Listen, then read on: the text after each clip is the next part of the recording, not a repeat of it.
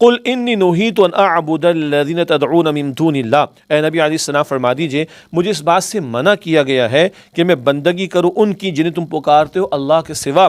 قل لا اتبع اہواءکم، آپ فرما دیجئے لوگو میں تمہاری خواہشات کی پیروی نہیں کرتا، قد ضللت اذا وما انا من المہتدین، بالفرض اگر میں ایسا کروں تو میں بے راہ ہو جاؤں گا اور ہدایت پانے والوں میں سے نہ رہوں گا۔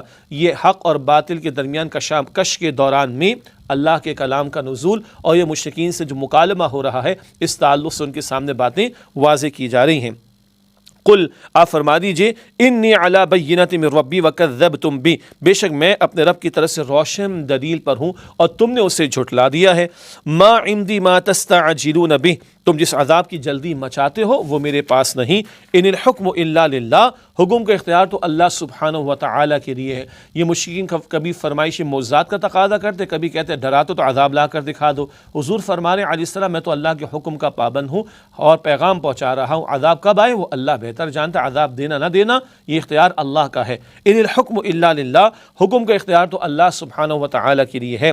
یقص الحق وہو خیر الفاصلین، وہ حق بیان فرماتا ہے اور وہ سب سے بہتر فیصلہ فرمانے والا ہے۔ قل لو ان عندی ما تستعجلون به لقضی الامر بینی وبینکم، آپ فرما دیجئے اگر بالفرض میرے پاس وہ شے ہوتی جس کی تم جلدی مچا رہے ہو تو کب کا میرے اور تمہارے درمیان فیصلہ ہو چکا ہوتا، مگر عذاب کا نازل کرنا یہ فیصلہ اللہ سبحانہ وتعالیٰ کا، نہ کہ میں نے یہ فیصلہ کرنا ہے۔ واللہ اعلم بالظالمین، اور اللہ ظالموں کو خوب جاننے والا ہے۔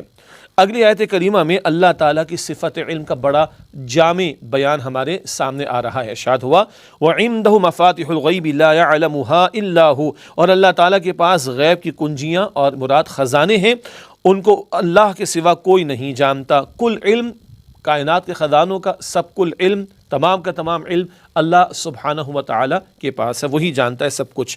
وَيَعْلَمُ مَا فِي الْبَرِّ وَالْبَحْرِ، اور وہ جانتا ہے جو خشکی اور تری میں ہے۔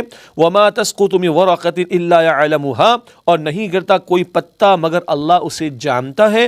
وَلَا حَبَّةٍ فِي ظُلُمَاتِ الْأَرْضِ وَلَا رَطْبٍ وَلَا يَابِسٍ إِلَّا فِي كِتَابٍ مُبِينٍ، اور کوئی دانہ نہیں زمین کے اندھیروں میں اور نہ کوئی تر شے اور نہ کوئی خشک شے مگر سب ایک روشن کتاب یعنی لوح محفوظ میں ہے۔ کائنات کا ذرہ ذرہ اللہ کے علم میں، ہمارے باطن میں کیا ظاہر میں کیا اللہ کے علم میں، اور زمین کی تہ میں کیا آسمان کی بلندیوں میں کیا اللہ کے علم میں، اندھیرے میں ہو تاریکی میں ہو یا روشنی میں اللہ کے علم میں، خشکی میں ہو یا تری میں سمندر میں ہو یا خشکی پر، سب کچھ اللہ کے علم میں۔ یہ اللہ کی صفت علم کا بڑا جامع بیان۔ اور یہ کیوں بیان ہو رہا ہے؟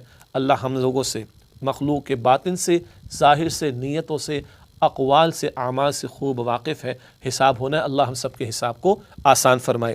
وَهُوَ الَّذِي يَتَوَفَّاكُم بِاللَّيْلِ وَيَعْلَمُ مَا جَرَحْتُم بِالنَّهَارِ، اور وہ اللہ ہی تو ہے جو رات میں تمہاری روح قبض کر لیتا ہے اور جانتا ہے جو کچھ تم دن میں اعمال کما چکے ہو۔ ثُمَّ يَبْعَثُكُم فِيهِ لِيُقْضَىٰ أَجَلٌ مُّسَمًّى، پھر وہ اللہ تمہیں اس دن میں اٹھاتا ہے تاکہ مدت مقررہ پوری کر لو۔ رات میں سلاتا بھی ہے، دن میں اٹھاتا بھی ہے، مدت مقررہ تک یعنی موت تک کا معاملہ، پھر موت کی نیند سلا دیا جائے گا اور پھر قیامت کے دن کھڑا کیا جائے گا۔ آگے ارشاد ہوا ثم الیہ مرجعکم ثم ینبئکم بما کنتم تعملون، پھر تمہیں اللہ کی طرف لوٹنا ہے، پھر وہ اللہ تمہیں بتا دے گا جو تم اعمال کرتے تھے۔ وَهُوَ الْقَاهِرُ فَوْقَ عِبَادِهِ وَيُرْسِلُ عَلَيْكُمْ حَفَظًا، اور وہ اللہ اپنے بندوں پر غالب ہے اور وہ تم پر نگہبان یعنی حفاظت کرنے والے بھیجتا ہے۔ ایک اعمال کی حفاظت ہو رہی ہے، کرامن کاتبین لکھتے ہیں نا، سورہ انفطار آخری پارے میں ذکر آتا ہے، اور ایک فرشتوں کو اللہ بھیجتا ہے بندوں کی جانوں کی حفاظت کے لیے بھی۔ موت اپنے وقت پر آئے گی، اس سے پہلے نہیں، اللہ حفاظت فرماتا ہے، اور جب موت آئے گی تو فرشتے روح بھی قبض کر لیتے ہیں، وہ آگے ذکر ہے۔ حَتَّى إِذَا جَاءَ أَحَدَكُمُ الْمَوْتُ، یہاں تک کہ جب تم میں سے کسی کو موت آ پہنچے، توفت رسولنا وہم لا یفرطون، تو ہمارے فرشتے اس کی روح قبض کر لیتے ہیں اور وہ کچھ کوتاہی نہیں کرتے۔ ثم ردوا الی اللہ مولاہم الحق، پھر لوٹائے جائیں گے وہ اپنے سچے مولا یعنی اللہ کی طرف۔ الا لہ الحکم، آگاہ ہو جاؤ، حکم کا اختیار تو اللہ سبحانہ وتعالیٰ کے لیے ہے۔ وہو اسرع الحاسبین، اور وہ بہت جلد حساب لینے والا ہے۔ دعا کرنی چاہیے، اللہم حاسبنی حسابا یسیرا۔ اللہ کے نبی علیہ السلام نے دعا سکھائی۔ اما عائشہ رضی اللہ تعالی عنہ نے پوچھا یا رسول اللہ یہ آسان حساب کیا ہے؟ اللہم حاسبنی حسابا یسیرا، اے اللہ میرے حساب کو آسان فرما دے۔ حضور نے فرمایا صلی اللہ علیہ وسلم، اے عائشہ اللہ کسی کا نام اعمال کھولے نہ اور پوچھے نہ، جس کا کھلا اور اللہ نے سوال کرنا شروع کیا وہ تو مارا جائے گا۔ دعا کرنی چاہیے اللہم حاسبنا حسابا یسیرا۔ جب ہم کہتے ہیں حاسبنی میرے لیے، میرے حساب کو آسان کر دے، جب ہم کہتے ہیں حاسبنا تو سب کے لیے، اللہم حاسبنا حسابا یسیرا، اے اللہ ہم سب کے حساب کو آسان فرما۔ قل من ینجیکم من ظلمات البر والبحر تدعونہ تضرعا وخفیا، آپ فرمائیے اے نبی علیہ السلام تمہیں خشکی اور سمندر کے اندھیروں سے کون بچاتا ہے؟ اس وقت تم اس اللہ کو گڑ گڑا کر اور چپکے چپکے اسی کو پکارتے ہو۔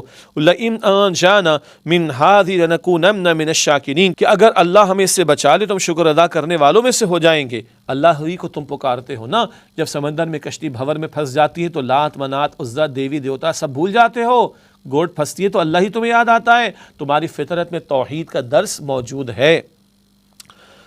قل اللہ ینجیکم منہا ومن کل کرم ثم انتم تشرکون، آپ فرما دیجئے اللہ ہی تمہیں اس سے بچاتا ہے اور ہر سختی سے بھی وہی بچاتا ہے، پھر تم شرک کرتے ہو، اللہ کے ساتھ دوسروں کو شریک ٹھہراتے ہو۔ قل هو القادر على ان يبعث عليكم عذابا من فوقكم، اے نبی علیہ السلام فرما دیجئے وہ اللہ سبحانہ وتعالی اس بات پر قادر ہے کہ تم پر عذاب بھیجے تمہارے اوپر سے، او من تحت ارجلکم، یا تمہارے پاؤں کے نیچے سے، او یلبسکم شیعا، یا اللہ تمہیں گروہ گروہ کر کے آپس میں لڑا دے، ویذیق بعضکم بأس بعض، اور تم میں سے ایک کو دوسرے کی لڑائی یعنی طاقت کا مزہ چکھائے۔ یہ عذابوں کی تین اقسام کا بیان، اوپر سے عذاب، نیچے سے عذاب، اور آپس میں اللہ گروہ میں تقسیم کر کے لڑا دے۔ اللہ ہم سب کی حفاظت فرمائے۔ اوپر سے عذاب، پتھروں کا برسنا لوط علیہ السلام کے قوم پر، آسمان سے بارش کا، شدید بارش کا برسنا اور طوفان کا آنا نوح علیہ السلام کی قوم پر، زلزلے کا آنا نیچے سے حضرت شعیب علیہ السلام کی قوم پر، اور فرعون اور آل فرعون کو غرق کر دیا جانا یا دھسا دیا جانا قارون کا اس کے مال و اسباب کے ساتھ، یہ اوپر اور نیچے کے عذاب کی اقسام۔ ایک اور عذاب بھی ہوتا ہے اوپر سے، اور وہ کیا ہے؟ ظالم حکمراں مسلط ہو جائیں، ظالم باسز ذمہ داران مسلط ہو جائیں، یہ بھی اوپر کا عذاب ہے۔ نیچے کا عذاب کیا ہے؟ اولاد نافرمان ہو جائے، سبارڈینیٹس نافرمان ہو جائے، نیچے کام کرنے والا ماتحت عملہ وہ نافرمان ہو جائے، یہ بھی اوپر نیچے کے عذاب کی قسمیں۔ تیسرا بڑا شدید ہے، آپس میں اللہ گروہوں میں تقسیم کر دے اور لڑائے اور ایک دوسرے کی طاقت کا مزہ چکھا کر آپس میں خون ریزی کے اندر اللہ مبتلا کر دے۔ اللہ کے نبی علیہ السلام نے بعض دعائیں کی تو اللہ تعالیٰ نے یہ دعا تو قبول فرمائی کہ غرق ہونے سے یہ امت نہ ختم کر دی جائے، قحط کی وجہ سے امت ختم نہ کر دی جائے، لیکن تیسری دعا سے حضور کو روک دیا گیا کہ آپس کی لڑائی میں مبتلا نہ ہو، حضور کو روک دیا گیا صلی اللہ علیہ وآلہ وسلم۔ یہ صحیح مسلم شریف کی روایت ہے۔ لیکن آج ہم دیکھیں مذہبی مسلکی تعصب کی بنیاد پر، زبان اور سیاست کے تعصب کی بنیاد پر، خطے اور علاقے اور برادری اور قبیلے کے تعصب کی بنیاد پر لڑتے اور مرتے نہیں ہیں۔ اللہ معاف کرے، ہم تو وہ ہیں جن کے بارے میں قرآن پاک فرماتا ہے سورۃ الحجرات کی آیت نمبر 10 میں، انما المؤمنون اخوۃ، تمام کے تمام اہل ایمان آپس میں بھائی بھائی ہیں، اور آپس میں لڑنا بھیڑنا مارنا قتل و غارت گری کرنا یہ اللہ تعالیٰ کے عذاب کی قسم ہے۔ اللہ ہمیں اس سے محفوظ رکھے اور آپس میں اتحاد اور اتفاق نصیب فرمائے۔ ارشاد ہوا انظر کیف نصرف الآیات لعلہم یفقہون، دیکھیے کس طرح ہم آیات کو طرح طرح سے پھیر پھیر کر بیان کرتے تاکہ وہ سمجھ جائیں۔ وکذب بہ قومک وہو الحق، اور آپ کی قوم نے تو اس حق کو جھٹلایا حالانکہ وہ حق ہے۔ قل لست علیکم بوکیل، اے نبی علیہ السلام فرما دیجیے میں تم پر کوئی ذمہ دار تو ہوں نہیں، جبر کر کے منوانے کی ذمہ داری نہیں، تم انکار کرتے ہو حق کو جھٹلا دو، تمہارا اپنا چوائس ہے، پھر عذاب بھی تم پر آئے گا۔ لکل نبأ مستقر، ہر خبر کے لیے وقت مقرر ہے، وسوف تعلمون، اور عنقریب تم جان لوگے۔ مراد ہے کہ عذاب کب آئے گا یہ وقت مقرر ہے اللہ کے ہاں، قیامت کا برپا ہوگی یہ بھی طے شدہ ہے اللہ کے ہاں۔ وسوف تعلمون، اور عنقریب تم جان لوگے۔ وَإِذَا رَأَيْتَ الَّذِينَ يَخُوضُونَ فِي آيَاتِنَا فَأَعْرِضْ عَنْهُمْ، اور اے مخاطب جب تم ان لوگوں کو دیکھو جو ہماری آیات میں جھگڑتے ہیں تو ان سے اعراض کر لو، کنارہ کشی اختیار کر لو۔ حَتَّى يَخُوضُوا فِي حَدِيثٍ غَيْرِهِ، یہاں تک کہ وہ مشغول ہو جائیں اس کے علاوہ کسی اور بات میں۔ یہ بڑی اہم بات ہے کہ جہاں اللہ کی آیات کا انکار ہو رہا ہے، معاذ اللہ، اللہ کے احکامات کا مذاق اڑایا جا رہا ہے معاذ اللہ، یا اللہ کے احکامات توڑ کر کوئی معاملہ کیا جا رہا ہے، تقریب منعقد کی جا رہی، وہاں بیٹھنا جائز نہیں۔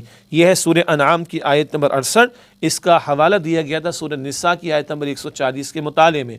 سورہ نساء کی آیت نمبر 140 میں اگر تم وہیں موجود رہے، ایسی مجلسوں میں بیٹھے رہے، تم انہی کی طرح ہو جاؤ گے، اللہ محفوظ رکھے۔ ارشاد ہوا فأعرض عنہم، تو ان سے کنارہ کشی اختیار کر لو، حتی یخوضوا فی حدیث غیری، یہاں تک کہ وہ مشغول ہو جائیں اس کے علاوہ کسی اور بات میں۔ وَإِمَّا يُنْسِيَنَّكَ الشَّيْطَانُ فَلَا تَقْعُدْ بَعْدَ الذِّكْرَى مَعَ الْقَوْمِ الظَّالِمِينَ، اور اگر اے مخاطب تمہیں شیطان بھلا دے تو یاد آنے کے بعد نہ بیٹھنا ظالمین کی قوم کے ساتھ۔ ہمارے لیے کیا ہے، بہت سے مقامات پر اللہ کے احکامات توڑے جاتے ہیں، کہیں بے پردگی کا معاملہ ہوتا ہے، مرد اور عورت کا آزاد اختلاط ہوتا ہے، کہیں ناچ گانے کی محافل ہو جاتی ہیں، اور کہیں اسی طرح شریعت کی اللہ کی نافرمانی اور شریعت کے احکامات کی پامالی پر مبنی پروگرامز ہوتے۔ جائز نہیں کہ وہاں پر موجود رہیں، اگر غلطی سے چلے گئے ان کو سمجھا بجھا کر واپس آ جانا چاہیے، بیٹھے نہیں رہنا چاہیے۔ فرمایا وما علی الذین یتقون من حساب من شیء ولکن ذکری لعلہم یتقون، اور جو لوگ تقوی اختیار کرتے ہیں ان پر ان جھگڑنے والوں کے حساب میں سے کوئی شے نہیں، لیکن نصیحت کرنا لازم ہے تاکہ وہ لوگ ڈریں، مراد باز آ جائیں۔ جو جھگڑ رہے ہیں اللہ کی آیات میں، مذاق اڑا رہے ہیں اللہ کی آیات کا، نافرمانی کے کام کر رہے ہیں، اللہ کے نیک بندوں پر ان کے تعلق سے کوئی ذمہ داری نہیں، لیکن سمجھانا ضروری ہے، بتانا ضروری ہے، شاید کہ وہ جھگڑنے والے، انکار کرنے والے، مذاق اڑانے والے باز آ جائیں۔ وَذَرِ الَّذِينَ اتَّخَذُوا دِينَهُمْ لَعِبًا وَلَهْوًا، اور ان لوگوں کو چھوڑ دیجئے جنہوں نے اپنے دین کو کھیل اور تماشا بنا لیا۔ وَغَرَّتْهُمُ الْحَيَاةُ الدُّنْيَا، اور دنیا کی زندگی نے انہیں دھوکے میں ڈال دیا۔ وَذَكِّرْ بِهِ أَن تُبْصَرَ نَفْسٌ بِمَا كَسَبَتْ، اور اس قرآن سے نصیحت کیجئے تاکہ کوئی اپنے کیے کے بدلے پکڑا نہ جائے۔ یہ اہم بات کہ دنیا میں کچھ لوگ وہ ہوتے ہیں جو دین کو کھیل تماشا بنا لیتے ہیں، کیا مطلب، قبول کرنے کے بجائے مذاق ٹھہراتے ہیں اسے، جیسے مشرکین اور کفار کا معاملہ، یا کھیل تماشے جیسی باتوں کو اور بری رسومات کو وہ اوڑھنا بچھونا بنا کر ایسے کر لیتے جیسے کہ دین پر عمل کر رہے ہیں۔ بھئی دین پر 24 گھنٹے عمل کر رہے ہیں، کچھ لوگ کھیل تماشے میں پڑے، ہنسی مذاق میں لگیں۔ فرمایا جا رہا ہے ان کو ان کے حال پر چھوڑ دیں، اور دنیا کی زندگی نے انہیں دھوکے میں ڈال دیا۔ ہاں، اس قرآن کے ذریعے نصیحت کیجئے تاکہ کوئی اپنے عمل سے، اپنے کیے ہوئے اپنے عمل سے پکڑا نہ جائے۔ کیا مطلب، آج نصیحت کی جائے تاکہ کوئی باز آنا چاہے تو باز آ جائے، اور برے عمل کی سزا میں وہ گرفتار نہ ہو جائے قیامت کے دن۔ فرمایا لیس لہا من دون اللہ ولی ولا شفیع، اس کے لیے نہیں ہے اللہ تعالیٰ کے سوا کوئی حمایتی اور نہ کوئی سفارش کرنے والا۔ وَإِن تَعْدِلْ كُلَّ عَدْلٍ لَا يُؤْخَذْ مِنْهَا، اور اگر وہ بدلے میں تمام معاوضہ دینا چاہے تو اس سے قبول نہیں کیا جائے گا۔ یہ ہے قیامت کے دن کا معاملہ۔ حسرتیں ہوں گی، ارے پیسہ لے لو چھوڑ دو، کوئی شفاعت کو سفارش، جھوٹی سفارش، سچی شفاعت تو چلے گی، جھوٹی سفارش، کوئی پیسہ کوئی سورس کام آ جائے، قطع نہیں، دنیا عمل کا موقع، آخرت نتائج کا موقع ہوگا۔